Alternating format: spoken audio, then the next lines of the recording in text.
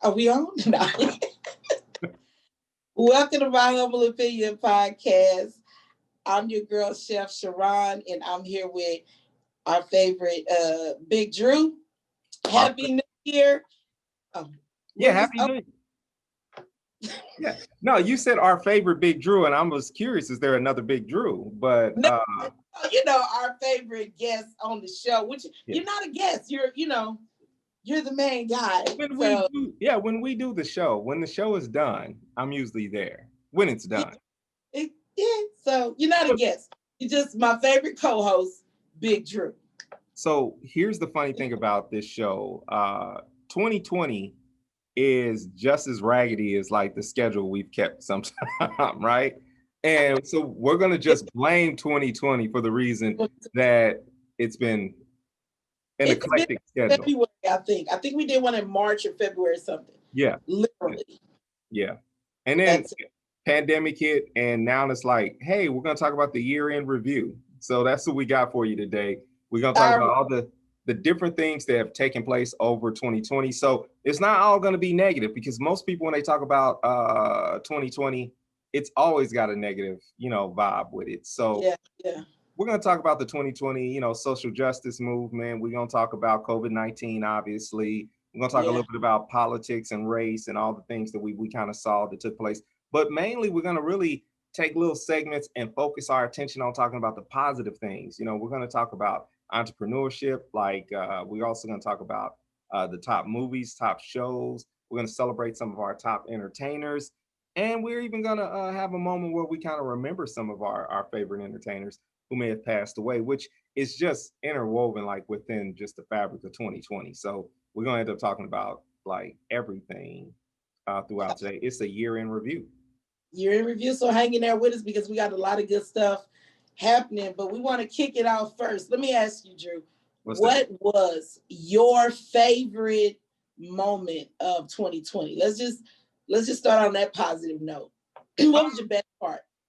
I would say my favorite part of 2020, the best part was, and it was in the middle of a pandemic, and so there was some stuff around it, but I'm just going to talk about the positive part of it. My youngest daughter got a chance to graduate and walk across the stage. We got a chance to see her walk across the stage. And so we traveled from the Pacific Northwest up here where we are down to Dallas, Texas. And we went into the same, I can't remember the name of the field, what they call it now, but it's Rangers Stadium, where the Rangers baseball stadium is. And we got a chance to watch her walk across the stage. And they put, when you get your diploma, you walk across home stage. And so they're on the Jumbotron and you could see it. And so it's an open air stadium. So we were able to, it was one of the best options to bring thousands of people into one space in the middle of a pandemic. And I didn't care if I would have gotten COVID. It would have been well worth it. Just seeing one of my children graduate, that was the best moment of 2020, hands down for me. What about you? Hey, well, my best moment had been kicking and screaming. My best moment was moving back to Kansas City. And I say kicking and screaming because it wasn't originally my best moment. I went into a depressed state and was not happy about leaving Atlanta and coming back home. However, what I didn't know is I came home in February, pandemic hits, we're locked down in March, and it was the best thing for me to be home with my family, with my mom and dad, and my siblings that are here. Of course, you're not here, but right. No, coming home was an epic moment for me that set the stage for the joy that I was able to experience here in the year 2020. I don't know how my 2020 would have been had I stayed in Atlanta. Yeah, and I think that's a valuable thing. Like, that's the weird thing about 2020 was just the fact that so many things happened that it worked out for the greater good. Anyway, it's easy for us to focus on it, but think about it, man. Like, what would it have been like to be in quarantine the entire time in Atlanta and, and not with family accessible to you? So that was a good one. That's a good one. So, all right, we're gonna talk about the social justice movement of 2020, which came with a lot of different things. And this is somewhat of a, it's weird because it's somewhat of a serious topic, but it's also like an ongoing, it's not unique to 2020, but something different happened. Because we've been used to seeing, like, we've talked about this, you know, like seeing Black people die on camera and or hearing the stories or seeing the body cam footage and nothing being done to officers. And this time we saw people burn cities down, riot, and we also saw peaceful protesting throughout the country. What's your take on what you saw in this year's some people deem it the year of the Black Lives Matter movement? What would you say? I think that Black Lives Matter, I think that's accurate, because even though it was created before, I think it took on a different, I think it took on the real meaning it should have took on, because, and the reason why I say that is because it was no longer us fighting for us and just a handful of them and the others, you know, but it was everybody. It was the world. It was the world saying enough is enough. And it was a lot of outrage. And when I look at, when I look at the footage and I see the people that are burning things down, they were not brown people, a lot of them, a lot of them. Now, I will say that some of that could have been other people just taking advantage of the looting or things like that. However, I mean, I don't want to place judgment because I really don't know what individuals' motives were. I do know that there was more participation from the world, not just from America, but around the world. People were outraged at the way America was treating their Black people. And I also noticed that the younger generation gave a totally new voice. We are not our ancestors. Yeah, you know, when I think about they call them Generation Y, but I still say that, but it's just like I kind of look at them as like generation like WHY, like because they like why should I be still? Why should I have to, you know, like they gonna burn, if you ain't gonna do right, we gonna burn it down. And they're not gonna be complicit with their own oppression. And their youth is one of the things that I would say, like for me as a, you know, being like at the beginning of the millennial generation, so on the older end of millennials, I'm one who's just like, we need to move out their way because and that's the thing that we have to make clear. It wasn't necessarily because a lot of people love to throw the word millennial out there, but we're older now. Like we're not like the kids doing stuff. We're just now like kind of getting in positions of power. And so a lot of people who are my age and older, so like your age being like Generation X and the boomers, they got something to lose. This generation doesn't have anything to lose. So they have no reason to continue to be complicit with a system of oppression. And so that's the dopest thing that I felt like, and I preached it in my message. Like I said it a lot to people, like we need to move out the way for them and let them have it because I'm not like, you know, like there was some things like, so being real, like we know there was some things we saw that was like loads of bricks just being delivered down by the plaza, stuff like that. Like it was something afoot, like a lot of, I live here in Portland. They rioted, or they not rioted, but they protested for 100 days straight, you know, plus like it went beyond 100 days. They continued throughout the summer. They kept going and literally it didn't matter about the pandemic, whatever. And it was hardly, you know, and percentage wise, because it's Portland, it was nothing but mainly white people down there doing it. I'm sorry. I don't know what. There's a tickle in my throat all of a sudden. What?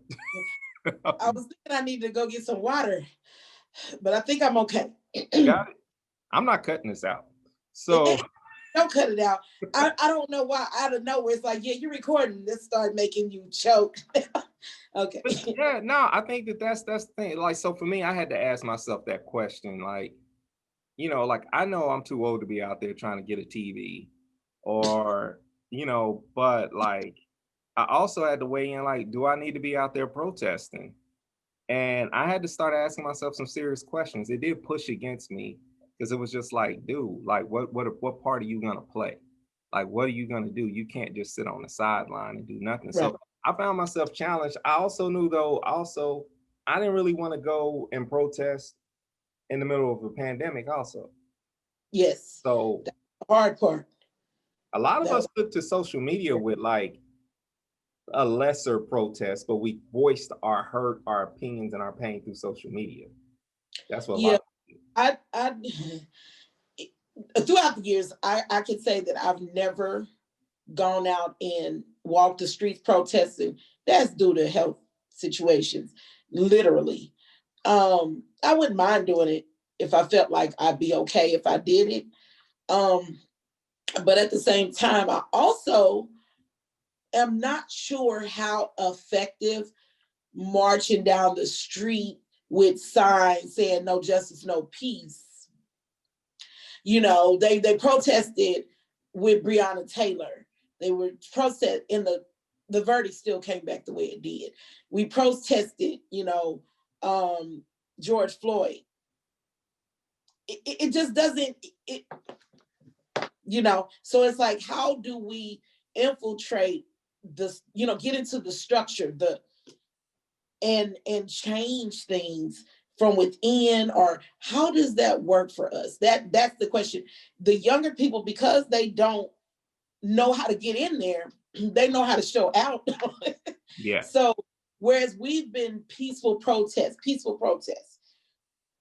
and it's been not effective, they're like, okay, we'll hit them where it hurts.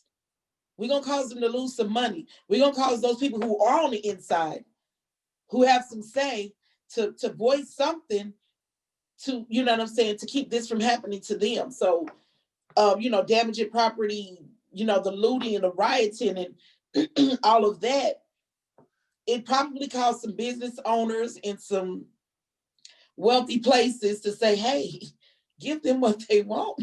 Yeah. I mean, I'm not sure, but this was the younger people's approach, which I feel has been more effective. Yeah. Well, I think it comes a time in the season where everything has to evolve. Like, and we've gotten to a place where it was like, yo, we gotta do better. Just period, point blank. We gotta do better about, how we're gonna go about making change. And I think, and it's not to throw shade at any, I think, but the bubble over was also years of having like presidents and other people say, yes, we can, and change is coming, and it didn't come. But watching a man for 8 minutes and 46 seconds, lose his life, that trauma was placed on more than just Black people. And I think that's the thing where people's like, something has to change. And so the truth of the matter is, the only people, and this may sound odd, and I think people might argue with us a little bit, or argue with me on this a little bit, but I've always felt like change isn't going to come from just us being mad. And I hate that it had to be George Floyd's life, but that's the truth of the matter, is that people didn't get mad until it got to the point where they had to experience our trauma. And then it was like, oh. And so now it's like, it's the same thing that happened with Bloody Sunday on Selma. When all those people, it was the other people who were outraged because they had to at how graphic and how horrific the death was, all because people wanted to vote. Yeah. They were walking to vote, and they had to be murdered like that. And it took that horrific situation to cause change for us to be able to vote. Yeah. Because they were outraged at what they had done. They had to see themselves. Yeah.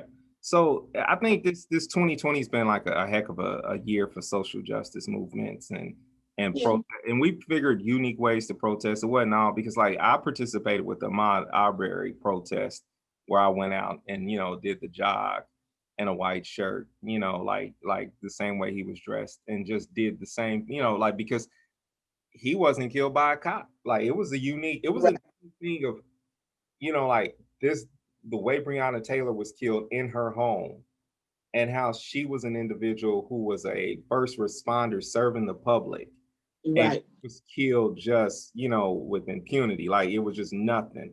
And that was just swept under the rug. And we're starting to see people just now being fired, but still no charges. They committed crime. And so like we see, so people found unique ways to express it. I think this was the year for me. I watched a lot of white people who had Black Lives Matter posters in their yard have to put their money where their mouth is, just a step closer. They became Yeah. a step closer to being an actual ally. And then they were introduced to the fact that now we've always needed more than an ally. We actually need an accomplice. And so stuff may get done in 2021. And hopefully it won't have to be at the hands of more Black people dying. Hopefully not. So Yeah. So yeah. here's a best of, just to switch it up to get to something. Okay. So best shows you binged in 2020. Now, Okay. here's kind of the rules of this. The show did Okay. not have to come out in 2020. Okay, cool. Did not have to be something that was specifically you binged in that literal sense, but it's something that you know, like for example, if the show came out and you watched it week by week and then you went back and maybe watched it again or something like that. So it's a binging show. We know what a binge show Oh, is. yes, So yes. whole series of shows. So we don't have to be a top five, because if we made it a top five, I would probably kill you at that list. But you know, I'll let Yes. you lead off with your little list. Okay. Go on with So, your little list. okay, my little list. First on the okay, we're going number 5 to 1 or 1 to 5. You know what? You can have honorable mentions. I don't care. You can just name what you want to name. It can be in any Honorable mention, Girlfriends. Netflix had the nerves to put Girlfriends and half and half and one-on-one. But I've been binging Girlfriends like. Did you watch it when it was new? Because I did Yes, not like no, it when I watched it. I was faithful to that show. Okay. I was faithful to it. So going back and watching it was just like, it was pretty cool. Here's the funny thing about that show. Tracee Ellis Ross could not stand her character on Girlfriends, right? Didn't Really? like it. And so now that she's Bo, completely love the character. I had to watch the woman, like I'm watching her through social media. All of a sudden, I've evolved on her and I'm a huge fan, but just did not like it at all back in the day. Really? I loved it. I loved it. Okay, so that was my honorable mention because I'm gonna say a few of the shows that they just suddenly put on shows from the early 2000s and the 90s. They went and got all the UPN. You know what UPN is? Yeah. Yeah. So anyway, those are my honorable mentions. My number 5 show that I binged will be Brave New World. It was on I think I found it on Peacock. And it's kind of futuristic. It's almost like they started like a new world, and they had to take these pills that made them happy. Everybody was happy, and they had these things in their eyes where they can actually see, like there's a mood meter that everybody can, when they walk up to you, they can read your mood, and they give you one of these little pills so your mood will get right. And it's like, like a futuristic kind of. And then so the thing is, I think the funny thing about the show was that us here on Earth, they would actually go to Earth as a museum, and they call it like the old world or something like that. And it was like, can you believe it? These people used to get married, because on the new world there was no monogamy or whatever. So it was just kind of a weird concept, but it was very interesting. It was very interesting how they would come to the Earth and look at us like we were animals in a zoo or something. It was like they had this whole amusement park set up that you go to the different places and it would reflect how we live. Like they had a whole stage play of a wedding, stuff like that. But anyway, it was pretty dope. Raised by Wolves. Have you heard of that one? No. It's on HBO Max. It's really good. Again, I don't know why I'm into this sci-fi futuristic stuff. Basically, we're kind of in the future. Earth is done away with, but this guy created an android, and he said, you're the mother, the android the father, and he had these 12 embryos or whatever are babies that he had them take to this new planet, and it was their job to raise these kids because humanity was kind of done away with. You know what? I thought that's a show. I thought that was a movie. That sounds like a movie I've seen. I don't know why. It's a show. Well, the thing is, there were more humans, but they were a religious sect, and so he has set the program, the androids, to be atheists and raised them up to be atheists and not have a religion. But this religion group comes along anyway and infiltrated their whole camp, and it was kind of really dope. So that was my number 4. Number 3 on my list is Bridgerton. I've love anything you've talked about so far. It's on Netflix. It's the one with the Victorian I know what you're talking about, kind of, but I've never watched it. Is it? It's good. It's good. They said they've sexied up the Victorian era. Yeah, it's soft porn. Episode 6 on is soft porn. Yeah. So, Skinamax. Yeah, it's like because some of the things that it's one thing to show a scene, what they're doing, a little skin, but it's another thing to show the ending and how it all. Toilet paper. What? Yeah, it was. Yeah.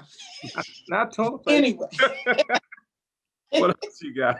We're gonna have to name this episode the 2020 wrap up. Not toilet paper. So number 2 is. Can you see any of my things coming down here? No. Okay.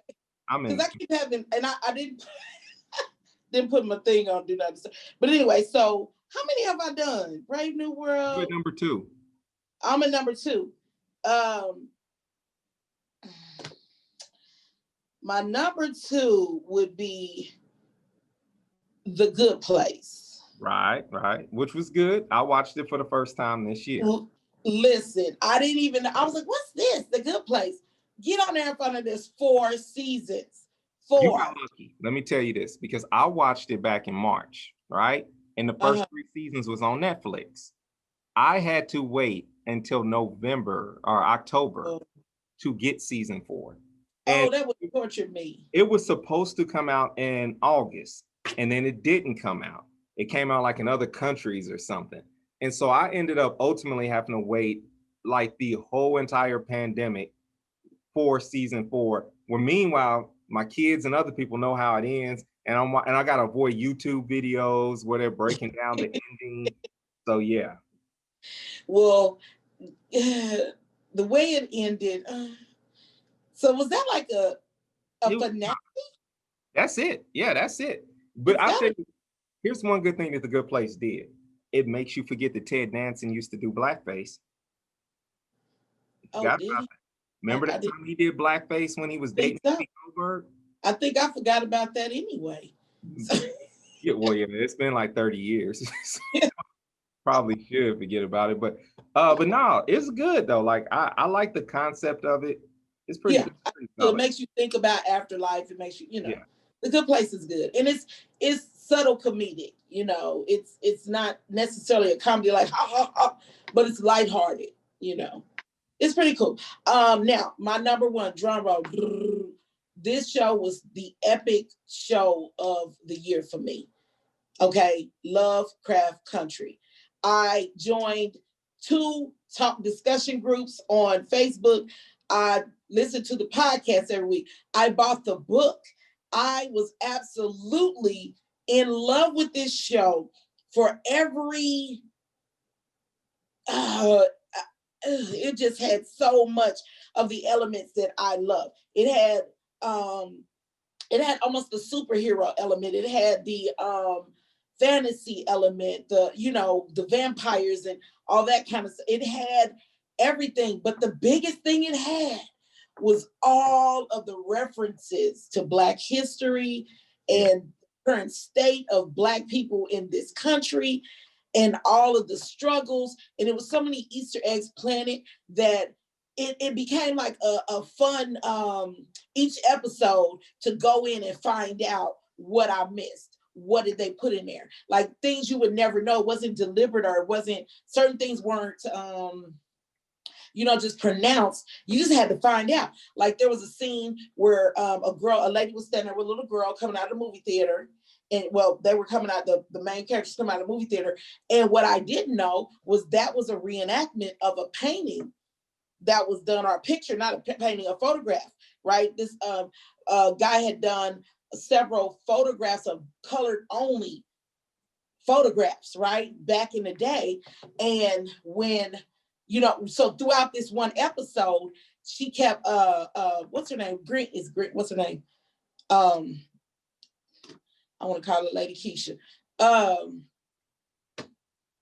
Y'all know who wrote it. Anyways, I cannot think of her name. Anyway, so she took like those different colored only photos and actually reenacted it like they were getting ice cream. And that was the photo. So it was just little stuff like that, it referencing Emmett Till and so many things, that the Black history experience. And it just kind of nestled right in with all the superpower stuff and, supernatural things and all that other stuff that had, so it was just like really, it was an awesome show, well written. Yeah. So my list goes like this. I've got a couple of animated shows that I didn't want to, that I'll just start off with. Harley Quinn, season 2 was really good. It's something that you can get on HBO Max now. It's not a children's cartoon at all, but I liked Harley Quinn's cartoon. There was also Solar Opposites, which was on Hulu, which was like a really, really dope concept. Number 5 for me, Woke by Keith Knight. It was on Hulu. Really, really dope concept. He's really just trying not to sell out. Like he's been living his whole life just unwoke, like unaware, until the police whoop his butt one day, mistaking him for a mugger. And all of a sudden it clicked in with him. Everything ain't about just getting the money. It was difficult. So, like all of a sudden all these inanimate objects start talking to him. And they're all like Cedric the Entertainer, just different comedians and stuff. So it's a good show. Good, yeah, real solid. Like, yeah, Keith Knight did a really great job in that. I got Fargo at number 4. Chris Rock in season 4 of Fargo, he pulled it off enough for me. Like, some people want it to be like an out the park thing. He is still someone we see in funny roles, but he did a good enough job, and it was well written. And so a lot of Fargo fans feel like it was the weakest of all the seasons. I sometimes call it as it is. Sometimes I feel like it'd be, I got to call racism on some of those things. Not everything is racist, but like the one season where it's a lot more predominantly Black characters, a lot of people said it's been the worst. I had to go back and watch some other seasons myself. And what I did was all of season 4 turns out to have a link directly to season 2. And so I had to watch season 2 because season 2 got Bokeem Woodbine in it. And he's not the main character, but he's like the most fascinating character. And so I realized, even though Fargo's been out since like 2011, and they only come out every, they kind of skip some time there. I was like, okay, I got to get up on Fargo. So I'm going to finish binging the entire series. But yeah, season 4 was dope. It reminded me a lot of, and one is set in Kansas City in the 1950s. Yeah. So, and it reminded me a lot of the show that we had watched last year, Godfather of Harlem. And so it kind of had that feel to it a little bit, where it's fake, but you still kind of like the premise, yeah. So I got The Boys coming in next. I forgot about The Boys. So in show prep, just to let y'all know, as we're going through this, Sharon's like naming off stuff, and I'm always tight-lipped. I don't want to give up my good stuff. I know good on my list. Yeah. So yeah, The Boys did everything you don't expect a TV show about superheroes and those storylines to do. And Homelander, to me, wraps up the basic like nationalism, all those things. If it was a person, you know, patriotism and nationalism was a person all wrapped in one, it's Homelander. And so that entire the dopest thing is I can't think of the character's name, the black gentleman. His t-shirt game was tight. Every single episode he had on a different t-shirt that either referenced like an old school rap group or something from pop culture history, and you just had to kind of pay attention to it. But this whole season, you couldn't just even like the plot line of season two. It some people didn't like it. They felt like it was a little bit of a filler. But I liked this idea of them. I feel like they actually addressed because we just already talked about how 2020 has this social justice, you know, theme to it, and for them to kind of like address nationalism and racism all in like one swoop on that season, I was there for it, man. I liked it. So I didn't the Outlander, right? Freelander, Homelander. Homelander. I didn't watch. You didn't watch The Boys? Oh, what are you saying? Homelander is the main character from The Boys. Oh, I don't know why my brain registered Outlander. There's a show called Outlander. Oh, is it? Yeah, I don't know. I've never. Yeah. Oh, so that's what I thought you had switched up on me. No, I didn't switch. Yeah, no, I was talking about the main character. No, notice the guy's t-shirts. Yeah. Which I thought he was a pretty dope actor. He is. I don't know his name either. Like, there's no show prep involved in this. I just wrote down that, and I probably should have went and found his name. See, I don't even. But no, right. I completely forgot that I binged The Boys, and I literally binged The Boys while I was watching Lovecraft. Because while I was watching Lovecraft. Perfect time to do it. Probably perfect time to do it. And I picked up a few of The Boys comic books. I got one hanging up down and can't see it, but it's down there.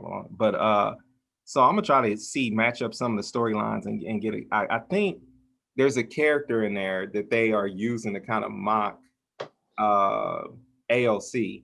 And so but that character in the comics is a man. And so that character next year is going to be the big villain, is what people are speculating. So I'm going to try to read some of the comics to find out what's going to happen. But coming in at number 2 for me is Killing Eve season 3. I don't know if you're a Killing Eve fan, but you got to get up on it, man. Like Killing Eve, it comes on the BBC. But it is it's the lady from Grey's Anatomy, Christina. Oh, you know what? I have heard of that show. Never watched it. The main character, Vitnell, I think I might be saying her name wrong, but like she's like the main killer. She dresses like immaculate. Like it's just like every single scene she's got on something where you just be like, what? But then she'll go like snap somebody's neck in it. Or and she's a nut. I gotta see that. She's the perfect villain because you actually know that she's sadistic and she's a nutcase, but you care about her. And this season really, like season 3, made you really care about her, although she's a freaking nutcase. Like she just kills just like for no reason. But she's a paid killer. So it's Killing Eve is really dope. And my number 1 that I watched this year that I know you watched too, and I didn't want you to say this, was Insecure. Oh yeah. And so we're talking about binge shows. But see, here's the thing. I did not watch until I kind of had to play catch up. So I did binge it to some extent. Oh, okay. So it was one of those things where this season was one of the first seasons that I felt like they took a realistic kind of spin on character development, and it wasn't just about one situation to the next. There was this greater theme that throughout the whole season, people was on the sidelines like, what? And people was picking Molly or you had to pick a side. You had to pick a side. So I think when it comes to shows that, like I said, I binged the first few episodes, and then the other episodes we just called them on Sunday night. But it's just like you almost have to binge seasons before the new season comes together. And this season, she really let like so many other people produce or other people direct. Jay Ellis directed, one of the episodes. Kerry Washington directed an episode. So I feel like that was one of my favorite shows of the year. I like this season. I like the way she was winning. I liked her development. She was no longer like you have to grow at some point. You can't just stay this insecure person or this person who's always losing and someone has to catch your back. She grew. And I like that. I like that. The way it ended, and so spoiler alert if you ain't watched it, so what? But the way it ended is so realistic to when you are starting to have your come ups, especially like as a like, and I don't know, this could, I don't want to turn everything black, but I know from my Black entrepreneurial experience, or my Black experience with romance, life, and everything, as soon as it feel like, oh, it's finally like hitting, everything's hitting on all cylinders, here comes something. And so for it to end with, you know, with Condoleezza being pregnant or condolences, whatever, everybody. What was her? Yeah, whatever her name was. What was her name? Nobody, people said her name on purpose, so wrong on purpose so much. I don't remember the girl. Condola, what was it? It was Condola. But yeah, but for it to end on her being pregnant, and that just ruins this little bubble for Issa. But then you also looking at like, it happened because we wanted the fairy tale TV perfect situation, and it's like boom, real life. You know, real life, your man about to be raising a kid. Like, and then in all in the meantime, this other guy's over here who has a mental health issue, but he's dealing with it. But so it's not a perfect scenario, but he's there waiting in the wings too, which is also realistic to real life relationships. And people don't be wanting to talk about it, but people be having that extra person in the wings. And you know, there's a thing going around on Facebook right now that people are reposting, like, I'm single, real single. Not, and they, you know, it's like, I'm single, the kind of single where, and it's like, no, you know, it's always somebody there. I mean, I know, because I've been single for years. Am I single? You know, there's always, you know, somebody you can pick up. And literally, I am working on being single. And I think I've pretty much accomplished my goal here. Going into 21, I am single. Like, I want to be single. And I'm good with it. I mean, I'm just saying, because it's not a realistic thing. When people say they're single, that they don't have somebody to call. You know, somebody that they're kind of attached to. And, you know, even though you are single, you're not in a committed relationship or anything, somebody comes along, there's some people you got to tuck away or make choices about.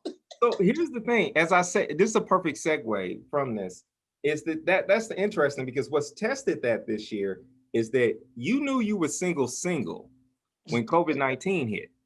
Yeah. That raggedy COVID-19 came along, and you was down there in your leather jacket, throwing your leather vest. Oranges in the leather vest. Because COVID-19 came along and said, oh, you single. Okay, well, tell you what, you can't leave the house and wash your hands. Like, and you had to sit still. And I think it tested a lot of people. I'm married. So we have two perspectives that we can explore with this on what happened during the pandemic. I'm married, so therefore I was in the house and I have children with these other human beings, and we couldn't go nowhere. I feel bad for you. Single, on the other hand. Lonely. I'm talking about stir crazy. You can only, you binge the time of the day. It's like you wake up, you go in and cook, who's eating with you? It's just, you know what I'm saying? You want company. Yeah. You want someone there, but I feel bad for the people that were stuck in, because I want you to come visit and leave. Right. You know. Like you say, like, so like, for example, we both, like, I love to cook. You're a chef, so this isn't a comparison, but we both love to cook, right? Yeah. So for me, I'm in the kitchen. I don't want you behind me. I don't want you talking to me. I don't really want you telling me asking me why I'm putting this in there. I put Italian seasoning in all my chicken because it's Ron's special recipe. Now leave me alone. So It's so for me, I think I did not reach a boiling point where I like was mad or didn't. I am a private person anyway. And so it worked out well for me because my family then understood the very nature of my, introverted ways of needing some time. And so once they started getting their own quiet time, I think they started getting maybe a better understanding of me not being like I'm not rejecting or anything like that. It helped me in that once. That was a positive that came from it. The negative part of that though was that you almost, and this may sound childish or silly, as a quote unquote like introvert, I found myself not being unique in the room anymore. And I found myself being So petty. yeah, exactly. I found myself being just like everybody else could understand where I was coming from, where it's like, oh, I just needed a few minutes to myself. Yeah, I know what that means. Like people, like the most extroverted people are like, yeah, I'm gonna take 5. And it's like, oh, really? Like, like I'm talking too much? Like, so Are you feeling something we used to feeling? You right. know, I'm like not I'm not feeling used to people telling me I gotta be quiet. So it's just like, oh, rejected, not the rejectee. like, yeah, I'm gonna go to the room like you suggested, but I was, like, and yeah. So for me, I think that was the unique thing, but it also, and me and you, we talked about this in a more serious way. It made you have to sit with your demons, Yeah, and the one thing I feared the most as a person who worked around recovery is I knew that the number one thing that most addicts in recovery would do, that they always do, is run from silence. They run from that nothing, like they had something has to be going. And a lot of people build their sobriety and they build years of sobriety based off of being busy. And when you can't busy yourself, I was really yeah, concerned that we were going to see a lot more people. We were going to lose people to alcoholism or to relapses, people we would never expect to relapse because it's so difficult to self-govern in silence. yeah, You know, yeah. The one thing this pandemic did was it did away with codependency yeah, to for a lot of people because you didn't have access anymore. Going and staying busy, being gone. And when I say codependency, it doesn't mean on people. It can be on your busyness. hmm Anything that will keep you from having to sit with yourself. And I am a person who has come out on the other side of that finally. I'm seeing that about myself because there was a kicking and screaming of, you know, being by myself and what that opportunity meant. I don't want to do the work, but I got nothing but time on my hands to do it. But and so for me, can we talk about the mental yeah, health issue of it? For me, I'm a person who is always. I've always looked at myself as like one of the stronger people. Like I didn't understand throughout life how people got depressed, how people, had anxiety. Like, what is wrong with you? Your mind should be stronger than that kind of thing. Like, just tell yourself what to think and feel. What is the big deal? And then I found myself not being able to tell myself to be happy. Myself was telling me how to feel, and it wasn't a good feeling, and there was nothing I could do about it. And so finding myself in those dark, dark places, and I couldn't bring myself out. And I kind of figured it out.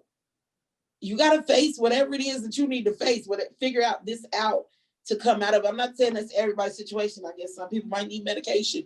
I'm not sure. But it wasn't until I really sat with my fears, the things I was most afraid of. And I said, that's why, one of the things that came out of this pandemic for me is it's okay to be alone until you get real love in your life. It's okay not to play these games, the dating game with all the BS that goes on, because you have a standard, you have a quality of what you want, you deserve that, and you put yourself in a position to match that and wait on that to come into your life. And this pandemic and the isolation and quarantining brought me to that place. And literally, once I came to that contentment with myself, I came out of the dark place. yeah.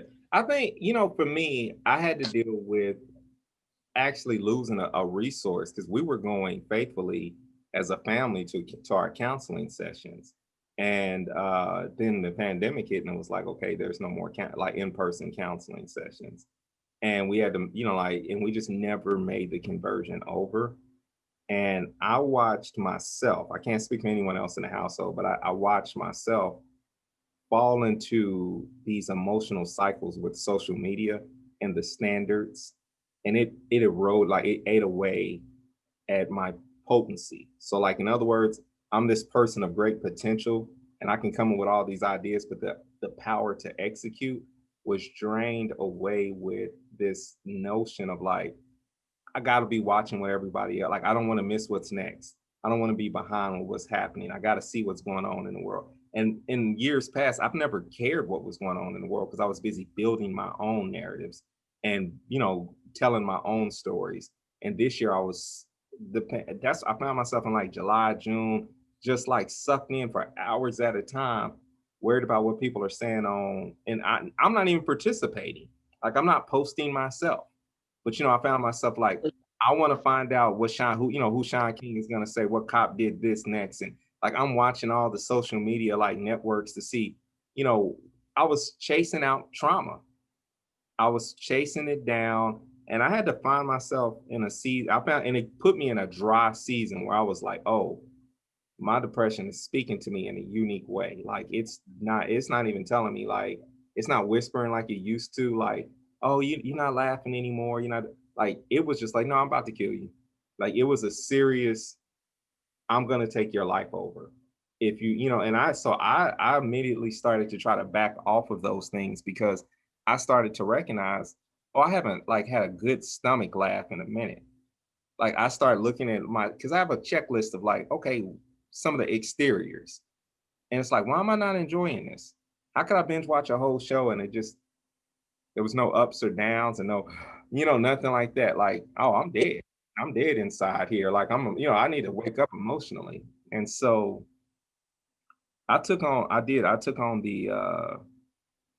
really took on the goal of just saying, I got to be a better man. I got to be a better human. And the best thing that I can do is just be focused on creating something good. And so, but yeah, mentally, it was tough, because me, the year before, I got used to traveling for, around Yeah, yeah, and being gone. And so this year, I did do some traveling, but yeah. it was the paranoia in your head when you have to travel during a pandemic. So you remember the first time I had to travel during the pandemic was when Kansas Yeah, City shut down, when we yeah, lost our yeah, yeah. cousin. And Oh, the paranoia was real with you. remember, I didn't go see mama. Yeah, Stayed on your couch. you was I at my place and you had like you used my whole can of Lysol up. It was bad. we did after the funeral. It was like the most panic in my mind because I was like, People want to come up to you. this is my family, but I was so scared that I touched someone on the plane and then I'm about to hug my Aunt Valerie and give it to her. Like, that Right. freaked me out. You know what I'm saying? And then I just had to like calm down and just have those moments with them in that moment and just be like, God, please just protect us and just have faith that it's going to be all right. But I felt irresponsible. The panic coming there felt like, and then and then I was seeing people on social media talk dog, like, I'm talking like top dollar just stuff about people who were traveling. It's like, you have no good reason to travel. We're going to be stuck inside because of people I know, love, and admire and work for and work with. We're just on social media killing people like me. They would never say it to me or about me, and personally, but I'm reading their message and I'm like, yo, I'm sitting here on a plane, but I'm reading you like basically lightweight cuss out people who are still traveling. And But so the thing is that it's justified because look where we are. yeah, Look where we are. Had we to just, and I get it, you came for a really good reason and you prayed about it and you made that trip, you know. And you could have just said no, I can't do it, and other means would have been made or whatever. However, it was one of the first deaths like that in our family. It was big for us. Yeah. And for you not to have come would have been, you know, devastating also. And we did have some family members that wasn't able to make it in town because of the pandemic. And but we respect and understand that. Not yeah, and the contrast of what that was another factor I had to play in was like, yo, like for the other people who can't come, I didn't want to put pressure on them, but they're grown. right, You know? And right. so I just had to follow my, you know, like, but it was But at the same time, let's set aside like, okay, really important need to travel situations versus these people out here just running amok, okay?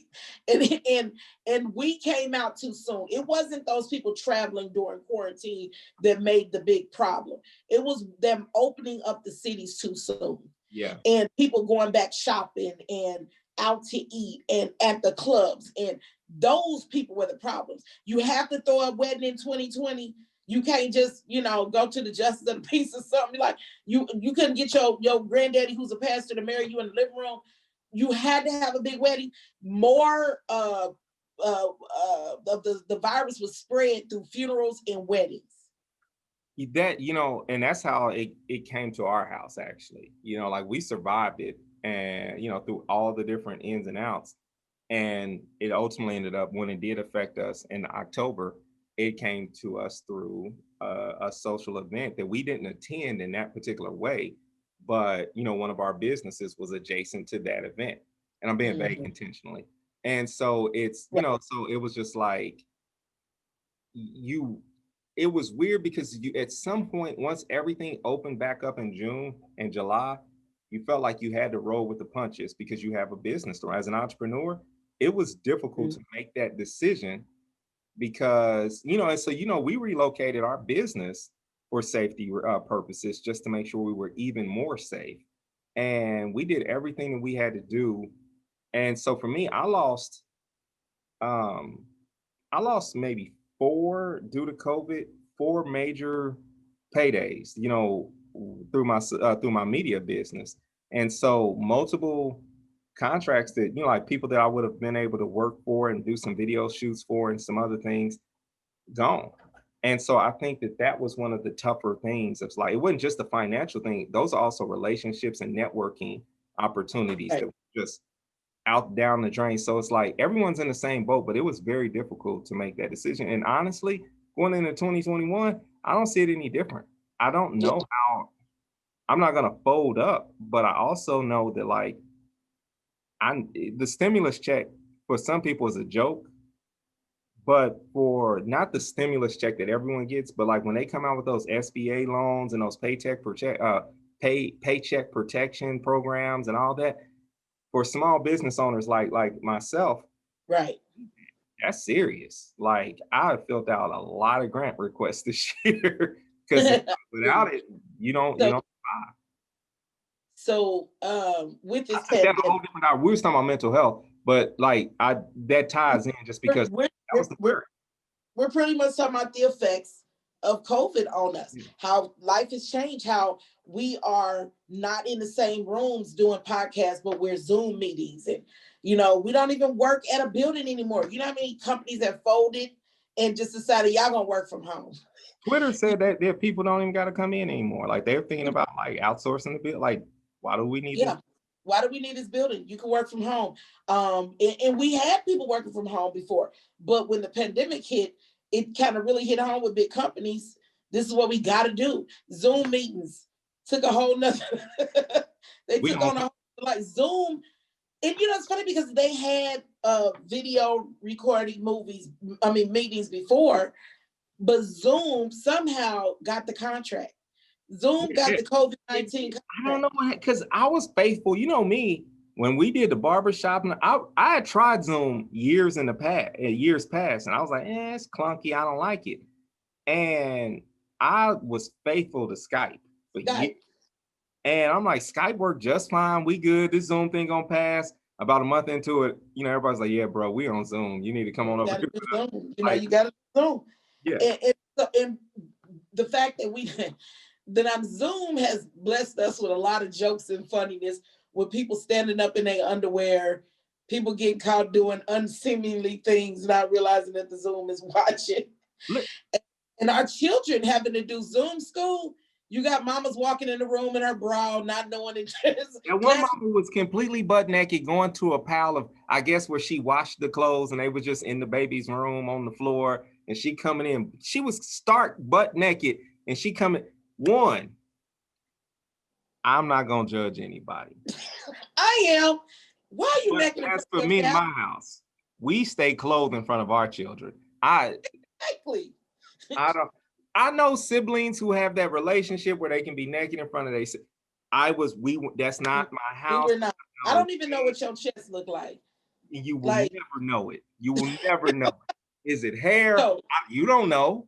I don't know. You don't know. It's the nest you will never see. Like there's no, I mean, but it's not but you know, that's just how some people are. They're just really free about it. But I'm thinking back to that video where that mom was she just came in, just booty butt naked. Are you seeing people smoking illegal substances with or cussing? Like literally, one of my play nephews, he was laughing because he started going off in the background. He didn't know his daughter was in gym class and on the Zoom, and she's jumping up and down. He said, "Wait, man, I didn't know." He starts going off, and he realizes she's like, "No, Daddy, I'm in class." So Zoom has brought us a lot of laughter and joy. Yes, that's and everything. So, but we have so many changes that have happened in the way we move in society, like groceries, and I get my groceries delivered. Well, yeah. Like I just know when at this point it's just part of the budgeting. Like I factoring in. I think the one thing I missed about shopping in person, because I had to go do an in-person shopping because I couldn't get a time slot the other day. And I went to the store and I realized I save more money. Me personally, I save more money when I'm there because I'll be picking up stuff that's on sale. And the people, like when if I pick up some meat, I'm picking up the meat that's a little bit cheaper, you know, or whatever. Like I'm looking at things different where that worker, they just grabbing, picking up whatever. Care about your life. Yeah. No, I'm gonna spend way more money if I go in a store because I'm picking up cheaper stuff, but I'm picking up stuff that was not on the grocery list. That's true. Yeah. See, if I'm sitting at home, I'm focused. Oh, I need this. I put it on a list. I ain't thinking about none of this. But you walk in the store and they got the whole end cap. They got all the s'mores. They got all the stuff to make s'mores on. Well, you know, throwing it into the basket. You go down the wine aisle. You don't need wine. I got a rack full of wine, but that bottle's pretty. You know, so you know, I end up buying more things when I go in the store. You need Russian wine. Yeah, I save money and calories when I shop online. So, but no, delivery services, boom. It's a boom in delivery services and stuff as far as like Amazon. Ridiculous. Yeah, like Jeff Bezos got so rich. And you know, it's so funny, like his ex-wife is giving out what they call FU money, you know, like they say, because she got it in a divorce and it's her way to just she is giving out $4 billion this year. What's her name again? I forgot her name. But it's like she's giving out I'm gonna look her up. I'm gonna see if she still Jeff got something. Bezos' ex-wife. But she's giving out $4 billion to like she's giving out like she gave a couple of million to Prairie View a few weeks ago. So she's giving to HBCUs. She's giving to all these different spaces, just getting rid of it. And this is the sad thing. Jeff Bezos could get rid of 20 billion, and probably the way he pays no taxes, but the way he made money this year, the way Amazon, I can't lie. I did my entire Christmas list off of, I made a Christmas list on Amazon and my family stuck to it. They did not go anywhere else. Everything was Amazon. Wow. Everybody made an Amazon wish list and we pretty much purchased off of it. Not proud of it, but it is what it is. I mean, it is what it is, but you know, next year let's make that list all Black-owned businesses. Thank you. I don't even do Christmas, so who cares? But okay, so what we got next? So we're gonna move on in the same, you know, like before we move on and get to our best movies, we're about to do our best movies of 2020. Real quick question, won't take that long. Vaccine or not? You first. Okay, so I'm thinking, and I ain't gonna put your business out there, but I'm going to preference it this way. So you know, it's funny. As soon as I say I ain't gonna put your business out there, it sounds like I'm about to put your business out there. I'm an But open book. I'm afraid to take it. I'll say it. I'm afraid to take it. I have lupus, and I don't know how it's going to affect me having lupus, or if it, like I got so much going on in my body. yeah, It's kind of scary to think of any kind of vaccine or anything, because I don't know. I don't know. And with this being such a new, it's different. Like the flu shot, been out forever, different stuff like that. And I've never taken a flu shot, and I've always been okay. I don't get the flu, so I'm kind of scared of. no, it's understandable considering the health condition. I think the joke that I'm always tempted to make is, I know throughout the years I've been willing to do a lot of other things. I've put other things in my body. So like it's sort of like, if I'm willing to at one point in my life, I was willing to drink alcohol, if I was willing to get high at one point. But I'm like, this vaccine I don't know about. But it's like, but do you know what's in an edible? Do you know what's in, all these other different? Do that. Don't do that, because see. I said I wasn't putting nobody's business out there, and you didn't. That was not on purpose. So okay. Listen. But that's kind of my point. It's just like, if you was in line and you waited 2 hours for the Popeyes chicken sandwich, all these different things that have been questionable this year that we have participated in, some of us, and then the vaccine comes and it's like, hey, it could save your life. It's like, I don't trust it. It's like, come on, man. So that really, but for me, I'm gonna take it as soon as I'm eligible, just because I honestly don't really care. Like whether, like the conspiracy theories of don't take that shot because it might be this, that, or another. The confession of my heart got nothing to do with anybody's conspiracy theory or what it could be. If I'm signing this paper and it says, by taking this shot, you're denouncing your religion, or you're denouncing this, or you're gonna grow a third leg. right. And then obviously I'm not gonna take the shot. You know what I'm saying? Like there's a level of integrity. I ain't like that hard up for the shot, but it's just like, yeah, man, I'm gonna do what's best for society that I'm a part of. I'm gonna love my neighbor by doing what I can do to crush this disease out. Because if people didn't take polio shots, a lot of us wouldn't be around. Yeah. Yeah. So Well, let's just say this though. Don't be the sacrificial lamb. Let a few other people get it first. hey, I like having you around. It just in case it don't work out. Just in case, we gotta go back to the drawing board. You don't want it. Let it be like I'm sitting there with an extra hand. Like, you think you got to go back to the drawing board, and the hand move when I talk. It right. mimics what I'm saying. It's a small hand, and I'm sitting there. Yeah. No, I don't. I'm good either way. Like when it's my time. But listen, I can say that kind of cavalier because I'm also very far away from like their list of people priorities. You know what I'm saying? So like, I'm not in the group of people that they want to get the shot to quicker. So it would be probably May or so. Well, there may be a Tuskegee experiment version of the vaccine that they want to give to you. So just hold off. Mm-hmm. That's all I'm saying. I love you, brother. Yeah. What's next? You said that was a quick question. Yeah, it was. And it turned out to not be as quick as I thought it would be. All right. So the top movies that we watched this year. What's your top 5 movies? When we make lists like this, when it's the end of the year, we can always be short-sighted on a lot of these. Yeah.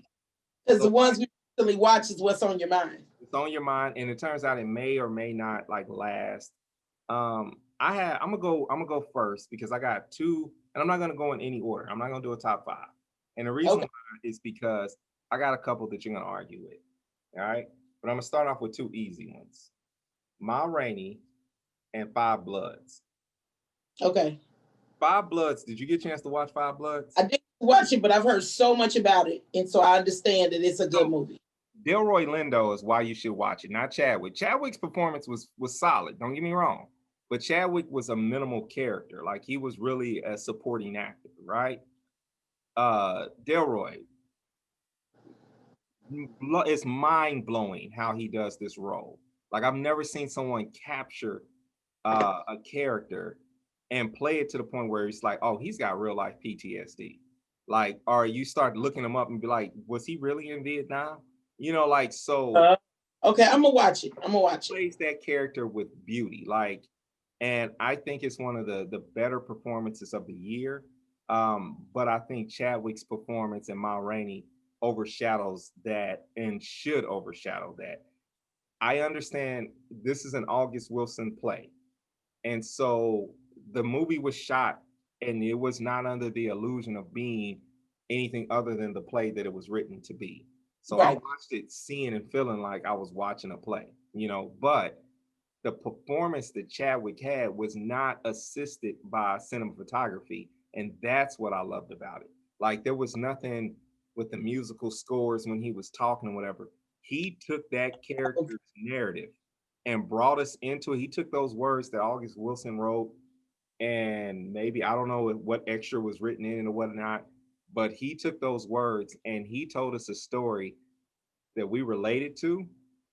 And the thing I loved about, and once again, had not seen the play. I don't know if it was a part of the play or if it was just something that they added in for the movie. But I ruin movies for my family all the time because I'll be seeing little things and I'll say it. But the first thing I noticed, I was like, oh, that door is going to be a dead end.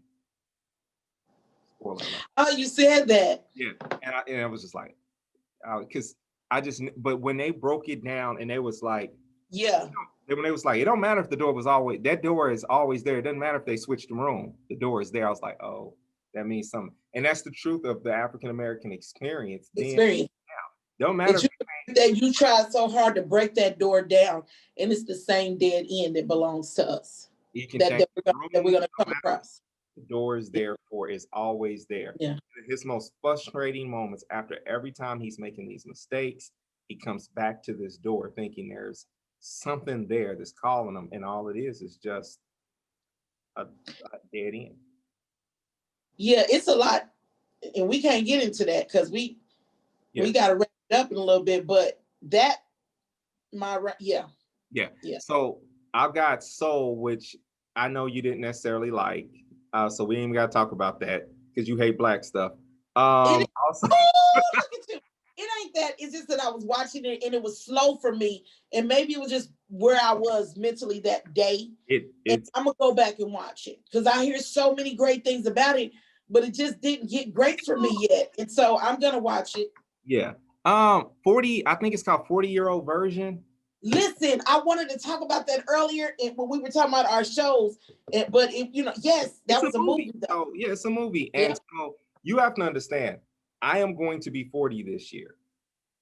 Crazy, right?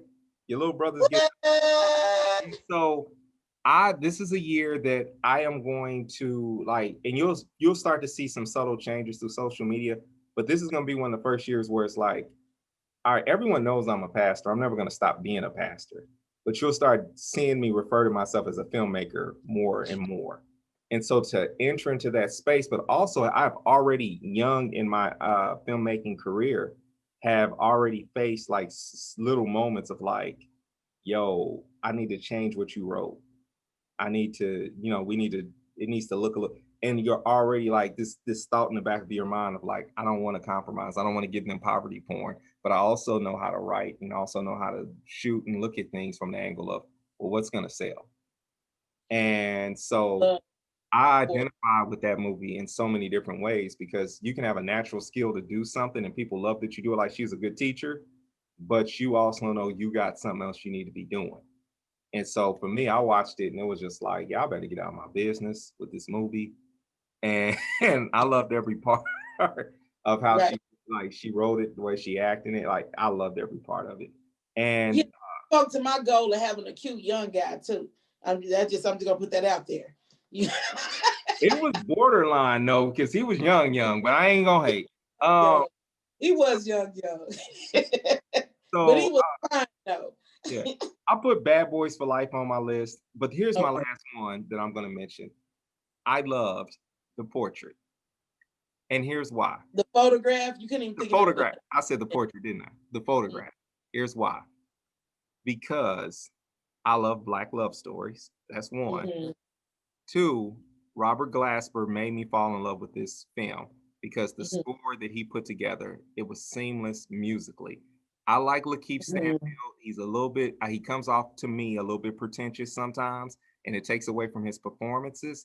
But I think he embodied the character perfectly. I I'm one of these people who you can't tell me that Issa Rae can do something wrong. Or you can't tell us in our household, period. Yeah, That black woman don't miss to us. I So love you the. I love the movie. It had a couple of plot hole twists and a few things where I was like, yeah, that could have been done a little different. But for the most part, I had to get out of my mind that this is not 2020 Love Jones. This is not anything else. It's a good. Yeah. What else worked to my advantage? My dislike of Queen and Slim. Seeing Queen and Slim a month before I saw that movie, Mm-hmm. The Photograph, I was like, oh. So I like the contrast of how they went back and forth with the storyline, but they didn't overdo the mother storyline. I liked it. It was a good movie to me. So Mm. you It go. just okay. The first time I tried to watch it, I fell asleep. The second time I tried to watch it, I ended up picking up the phone and started calling somebody like I wasn't watching a movie. So it's eight. So you never attached to it. I finally watched it. Right. I don't know if I watched it to the end. How did it end? I might have watched it to the end. I don't remember. It ends with them getting together. Oh, maybe I did or didn't. It was the most boring, slow, get on with it. What are we watching? Movie to me. It had no exciting points. It's like somebody laid in the bed and wrote it. Like, get up, smile while you write something. Like, let us feel what you're feeling. Like, because all I'm feeling is it's time to go to bed. I'm sleepy. That could be Robert Glasper's, that could have been It was just extremely boring. It was melancholy.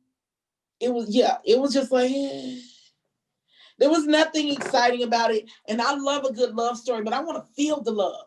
I want to feel it. And I didn't feel anything but boredom when I watched it.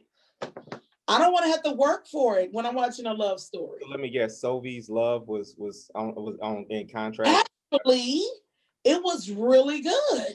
It was good. It was very good. But it was boring as the Photograph. It wasn't as slow. It moved along. It had different storylines in it, and the music. I love music. It just was. It was good. Now, it was not like it wasn't Love Jones good. Right. Nothing's gonna be Love Jones good. But yeah, it's not. But it was good. I liked it. I really did. She is one of the best actresses that we have out right now. Everyone uses the term actor, and I need to convert to that and stop saying actress. But the lead from that movie was really good, and I like the young man who was actually one of the producers of the film. I can't think of his name right now, and I don't want to mispronounce it. So, like, I enjoyed that movie thoroughly, and I am excited about Amazon because Amazon's putting some stuff out.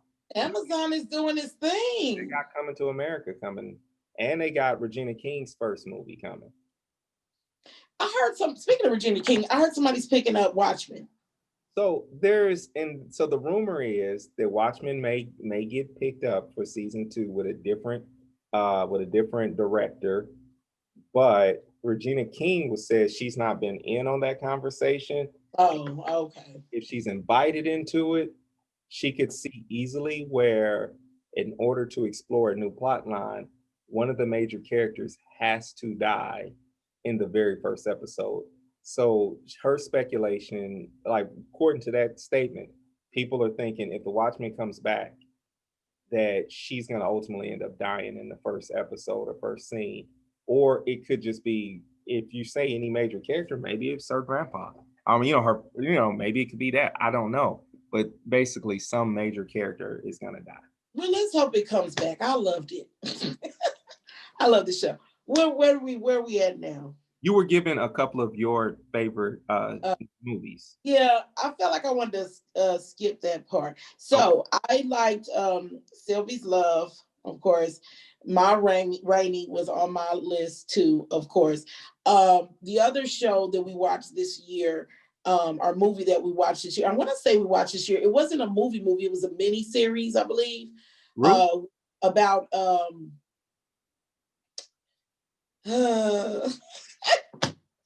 then I can't think of the name. The haired lady. Don't do that because you know who I'm talking about. It was a movie?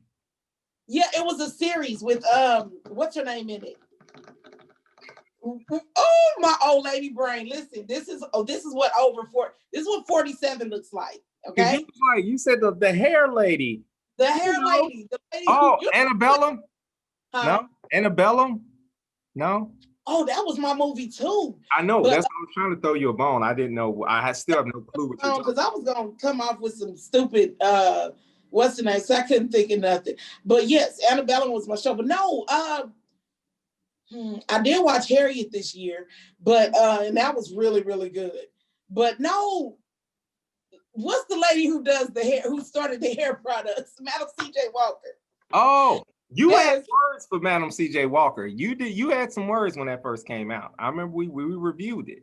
You talked about that. You had words. You initially, because I think you looked up stuff and you found out like a lot of that wasn't real, but you liked it. But you was like, you wish. I liked the show.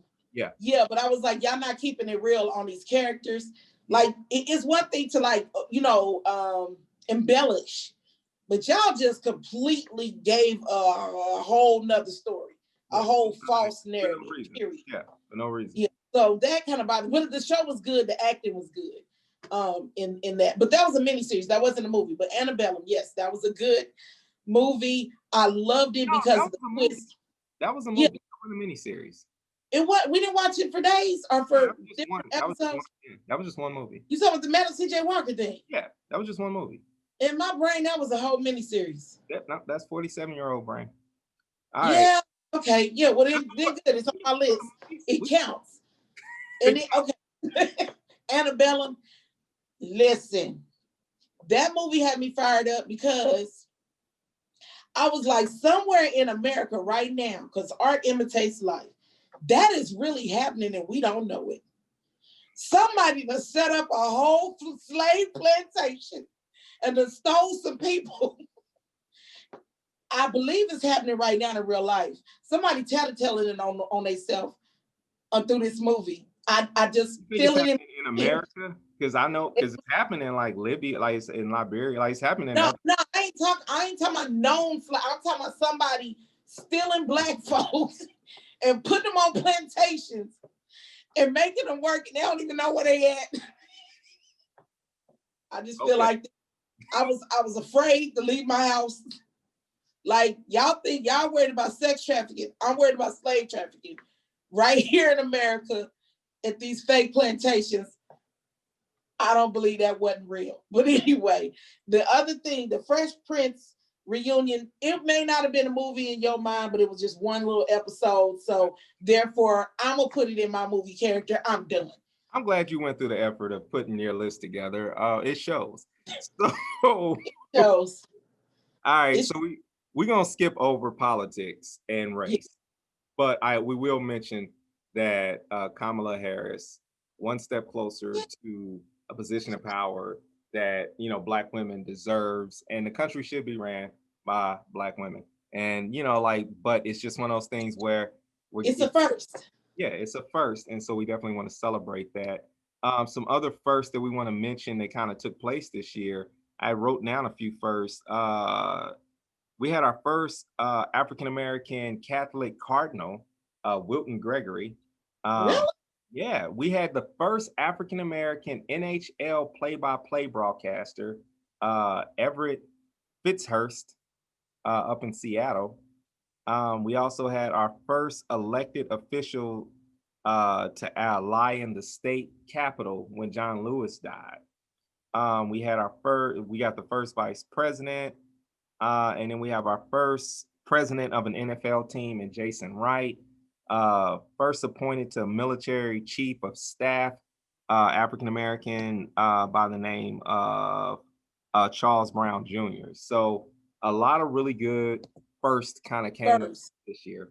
So that's a pretty dope, positive thing to focus in on for 2020.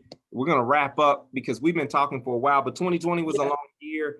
We're gonna wrap up on this one positive note that businesses, entrepreneurship has been a big thing. We've witnessed people in our family, selling their shirts and doing their businesses, and people just trying harder.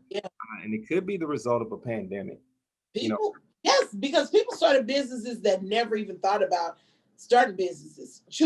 Well, I can't say she never started because she started a homeless shelter, our sister, but she started making candles, which was like dope to me. I never seen my sister that side of her before.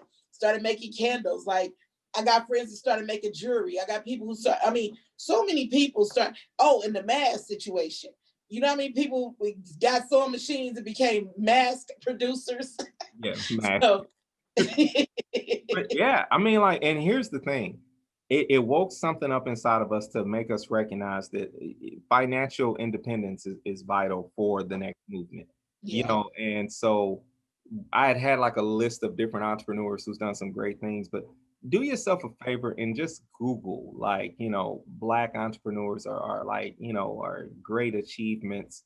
This year there was a woman I met at a business conference last year, and this year she gave away, I think her organization was responsible for giving away over $500 million worth of grants and small business loans. Wow. In the Chicago area and beyond. But she started off with an emphasis in the Chicago area.